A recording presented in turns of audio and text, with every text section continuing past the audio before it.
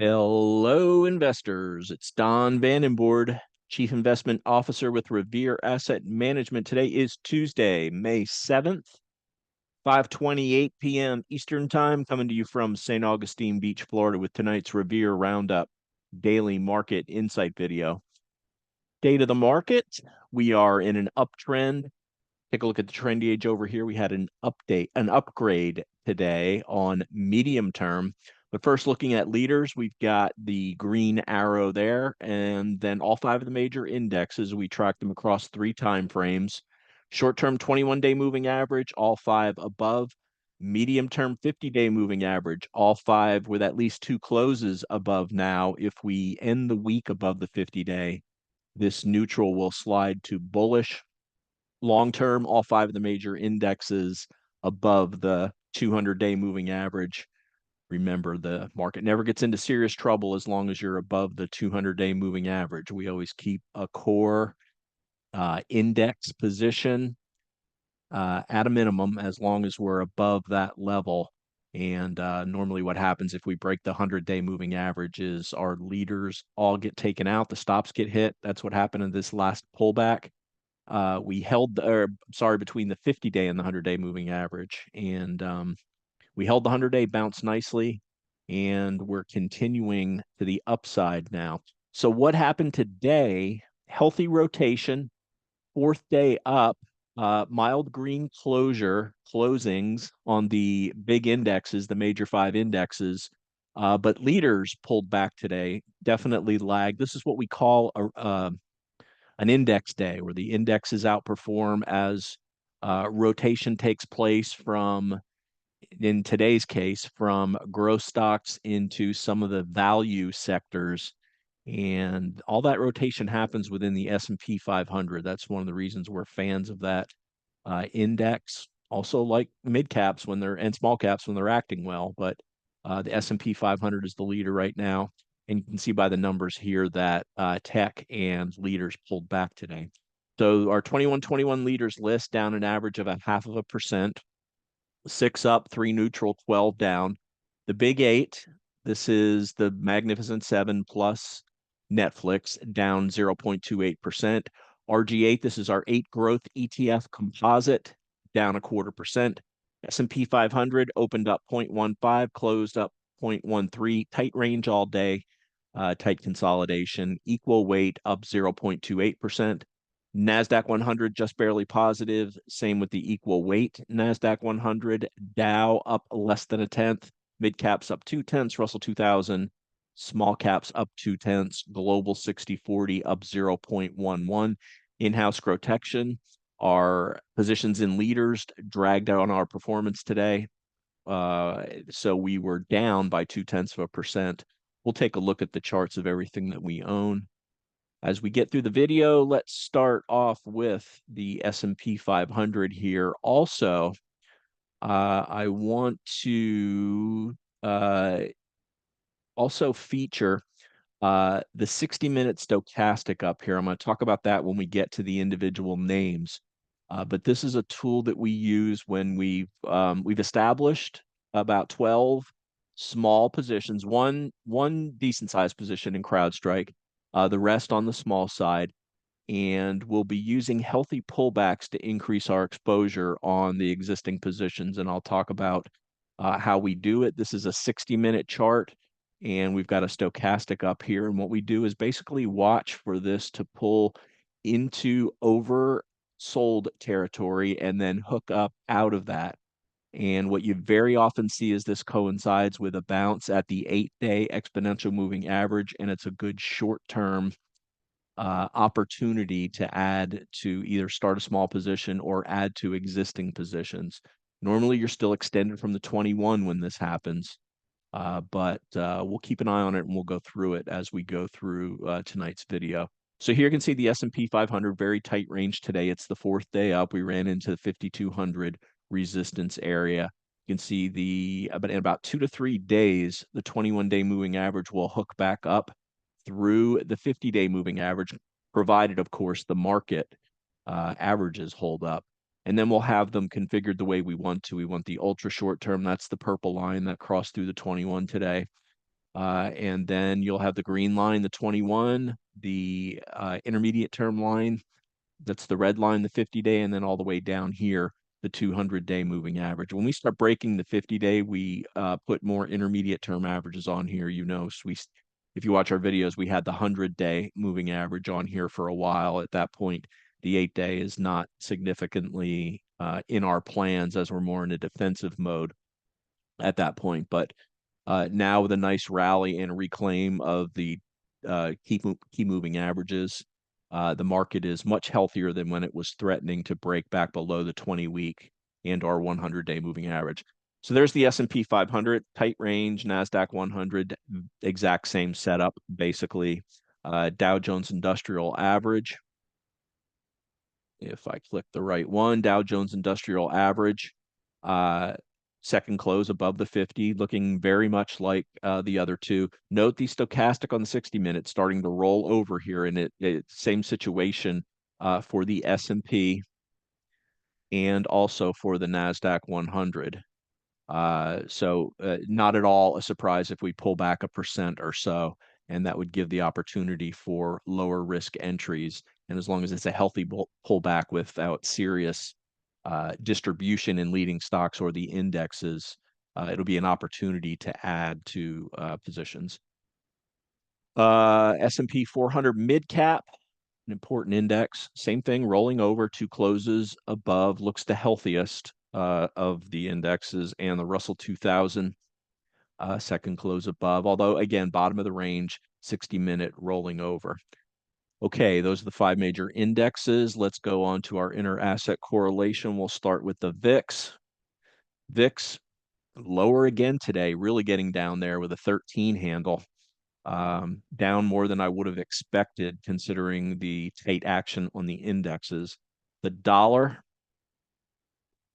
important today, started out weak, bounced, and the market faded a bit in the afternoon, although still in a tight range as the dollar got stronger. Dollar into the declining 21-day moving average. Precious metals, gold down 0.5% today, sitting on the 21-day moving average. Gold stocks barely down today and finishing in the top of the range. Silver down 0.6, still above the 21-day moving average. And Bitcoin, IBIT is what we own to represent this. It's the spot ETF, down 0.22. So not much going on there today. Let's flip to bonds now. This is the broad bond index, the BND, ran into the declining 50-day moving average and closed at the bottom of the range. Although up on the day, so bond prices are up, that means yields are going to be lower. So that's BND. Here's TLT, the long bond, up, but at the bottom of the range. So we would expect to see the 30-year yield back, and it did, although it did put in what's kind of like a hammer, closing at the top of the range, down 0.75%, and TNX, the 10-year, down 0.58%. Note yields hooking up from oversold on their stochastic, just the opposite of what's going on with the price of the bond. So again, this is a setup that you see all the time. It's a setup for stocks to pull back a bit. And that would be welcome after 4 days up. All right, so that's our inter-asset correlation. Let's get to the tail of the tape, and then we'll hit individual names in the portfolio. Not a whole lot of news today, but let's talk about the rate cut odds.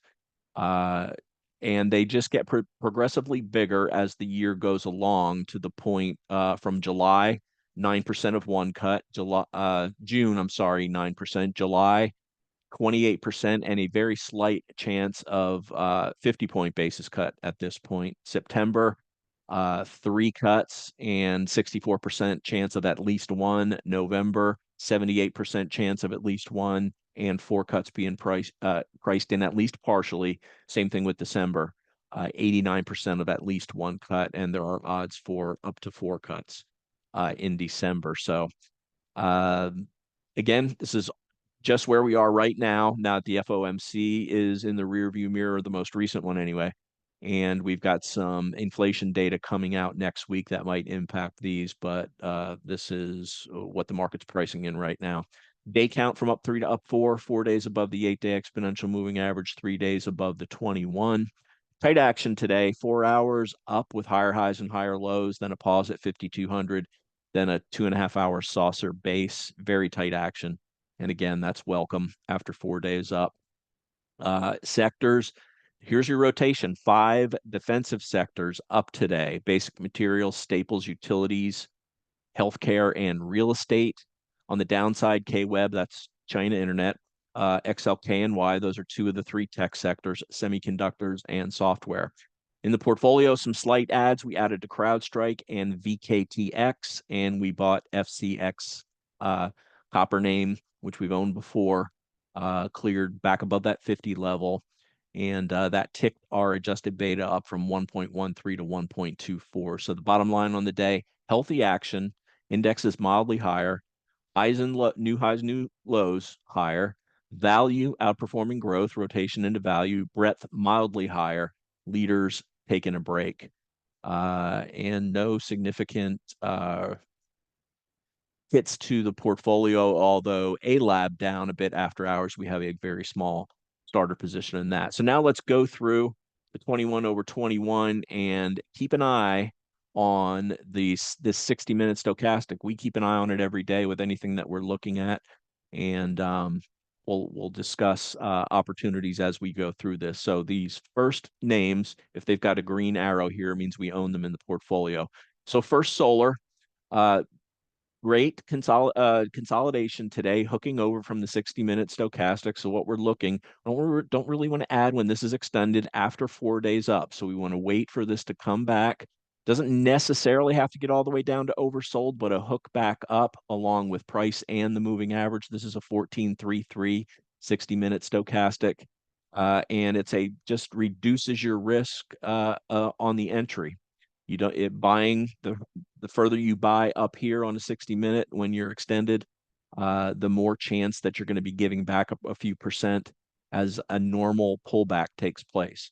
So there's First Solar, there's Freeport, Spotify, CEG, move out today above 200. This has earnings in 2 days. VRT, hooking over, working on a bit of a 3 weeks tight. If you look at a weekly pattern, we'd welcome a pullback on this. This is definitely a leader, and we want to add more to this. GDX, gold, consolidating nicely above the 8-day. Kava pulling back, 8-day oversold. This is looking to set up for a decent entry. Look before here where Kava pulled back. This would have been a nice opportunity here on that pullback using this the 60-minute stochastic as an example. That corresponded again with this pullback to and bounce off of the 8-day moving average. NVIDIA, this is really not this long of a candle. There was a bad print today showing 823 as the low. 890 was actually the low today. 60-minute rolling over there as well. A-Lab after hours down 9%. We've got a 1% starter on this. We'll see. It was down in the low 60s and then got back to flat, now giving some back again. Very, very volatile name. Micron, tight action today, rolling over right at that 120 level. We like that action. VKTX added to this today. Pure Storage, decent consolidation there after 3 days up. CrowdStrike, they had some news of a partnership with Microsoft, and it looked like it really wanted to move out early. You can see here, and we added to it, but it pulled back, bounced, and then sold off late in the day. Still normal action sitting on the 50-day moving average, stochastic rolling over. Carrier Global, tight action today. CCJ, up again. Coupang, after hours down 5%. That's the 2250. That would bring it still above the 21-day moving average. So possible opportunity for an entry point there. I haven't read anything about their earnings report yet. SE consolidating for 2 days. Goldman continues to make higher highs. American Express, second day up. Generac, nice reaction after a big sell-off on earnings. 4 days up after that now, and volume drying up. GEV, higher highs and then reversing. It was extended to the upside. TMDX pulling back today. See how this has gotten down near the oversold part, but still well above the 8-day moving average. That's a testament to the big gap up and then the 3 days after the gap up. Real strength there. HWM, nice tight day. Abercrombie and Fitch pulling back a bit, and Pulte, uh, tight consolidation for 2 days after its earnings gap up, although it closed in the lower end of the range that day. And you can see the stochastic rolling over there as well. So keep an eye on that if you're looking for lower risk entry points in some leading stocks. And nothing wrong with today's action. Growth investors probably underperformed today. You take a look at these first three metrics that we track every day, our 2121 leaders list, the big eight and the RG8. If they're red, growth investors are going to, for the most part, underperform on the day. That's going to wrap it. As always, like to hear from you. The email is don@revereasset.com. If you're interested in becoming a client, my partner is Dan Stewart, dan@revereasset.com. The phone's 855-REAL-WEALTH. That's 855-732-5932. Website, revereasset.com. I'm on Twitter at @Vandenbord. The YouTube, check us out at revereasset.com. And whoever the coward is that keeps giving us the thumbs down on our videos without commenting on what they don't like about them, GFY. So that is pretty much going to wrap it. As always, remember, it's not how much you make in the markets, it's how much you can keep. Our flagship portfolio is named GROTECTION. I had a nice pie chart pinhead make fun of the name over the weekend on Twitter. That's okay with me. We feel really good about how we protect client capital in pullbacks and downtrends and grow it in uptrends. We beat the pants off of 60-40 portfolios, and you're never going to have a big blow up that you might with no sell, hold all the time advisors. And with that, I'm going to wrap up the video for May 7th, 2024. This is Don Vandenbord with Revere Asset Management, telling it like it is. Thanks for listening, and have a great day.